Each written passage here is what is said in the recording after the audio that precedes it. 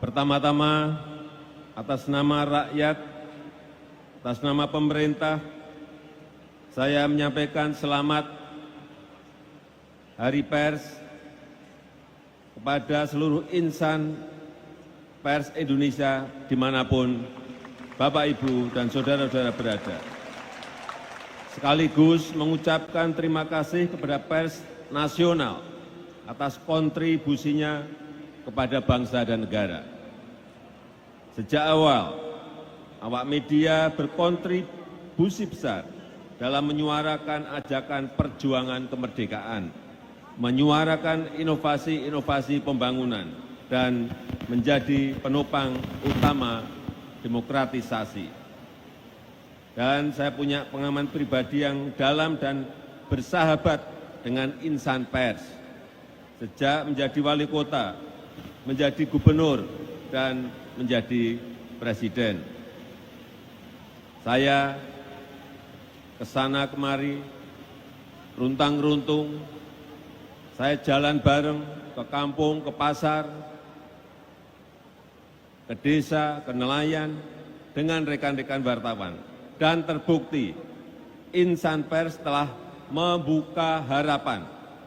Orang biasa seperti saya bisa menjadi presiden.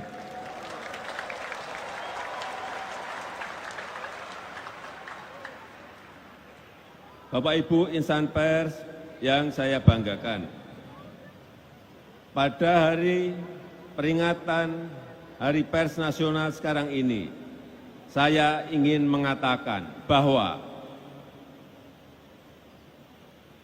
dunia pers tidak sedang baik-baik saja. Saya ulang, dunia pers tidak sedang baik-baik saja. Dulu, isu utama dunia pers adalah kebebasan pers. Selalu itu yang kita suarakan. Tapi sekarang apakah isu utamanya tetap sama? Menurut saya sudah bergeser. Karena kurang bebas, apalagi kita sekarang ini. Pers sekarang ini mencakup seluruh media informasi yang bisa tampil dalam bentuk digital. Semua orang bebas membuat berita dan sebebas-bebasnya. Sekarang ini masalah yang utama menurut saya adalah membuat pemberitaan yang bertanggung jawab.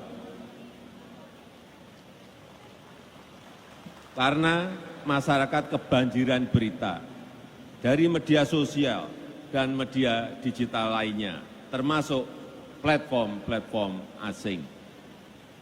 Dan umumnya tidak beredaksi atau dikendalikan oleh AI. Algoritma raksasa digital cenderung mementingkan sisi komersial saja dan hanya akan mendorong konten-konten recehan yang sensasional. Sekarang ini banyak sekali. Dan mengorbankan kualitas isi dan jurnalisme otentik. Ini yang kita akan semakin kehilangan. Hal semacam ini tidak boleh mendominasi kehidupan masyarakat kita. Media konvensional yang beredaksi semakin terdesak dalam peta pemberitaan. Yang kedua, keberlanjutan industri media konvensional juga menghadapi tantangan berat. Saya mendengar banyak mengenai ini, bahwa sekitar 60% belanja iklan telah diambil oleh media digital, terutama platform-platform asing. Ini sedih loh kita. Sehingga tadi malam saat makan durian, saya mengundang beberapa tokoh insan pers untuk berbicara mengenai ini. Kita tahu bahwa Menkominfo baru saja mengajukan izin prakarsa mengenai rancangan perpres tentang kerjasama perusahaan platform digital dengan perusahaan pers untuk mendukung jurnalisme yang berkualitas. Tapi ada usulan lain, rancangan Perpres tentang tanggung jawab perusahaan platform digital untuk mendukung jurnalisme yang berkualitas. Saran saya, bertemu, kemudian dalam 1 bulan ini harus selesai mengenai Perpres ini. Jangan lebih dari 1 bulan. Nah, saya akan ikut nanti dalam beberapa pembahasan mengenai ini. Sekali lagi, sekitar 60% belanja iklan telah diambil oleh media digital, terutama platform-platform asing. Artinya apa? Sumber daya keuangan media konvensional akan semakin berkurang terus. Larinya pasti ke sana. Dan sebagian sudah mengembangkan diri ke media digital, tetapi dominasi platform asing dalam mengambil belanja iklan ini telah menyulitkan media dalam negeri kita. Kemudian yang ketiga, kedaulatan dan keamanan data dalam negeri juga harus menjadi perhatian kita bersama. Data adalah new oil yang harganya tak terhingga.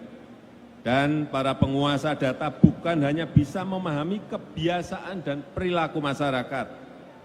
Dengan memanfaatkan algoritma, penguasa data dapat mengendalikan preferensi masyarakat. Ini yang kita semua harus hati-hati. Dan hal ini harus menjadi kewaspadaan kita bersama.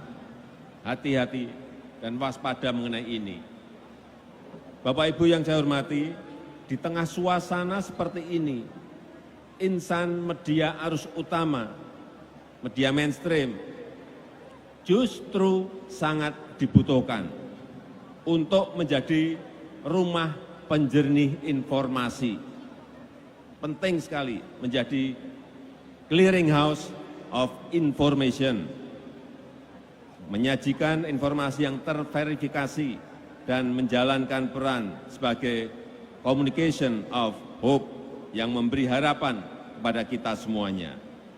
Peran utama media kini semakin penting untuk mengamplifikasi kebenaran dan menyingkap fakta, terutama di tengah keganasan post-truth, pasca fakta dan pasca kebenaran.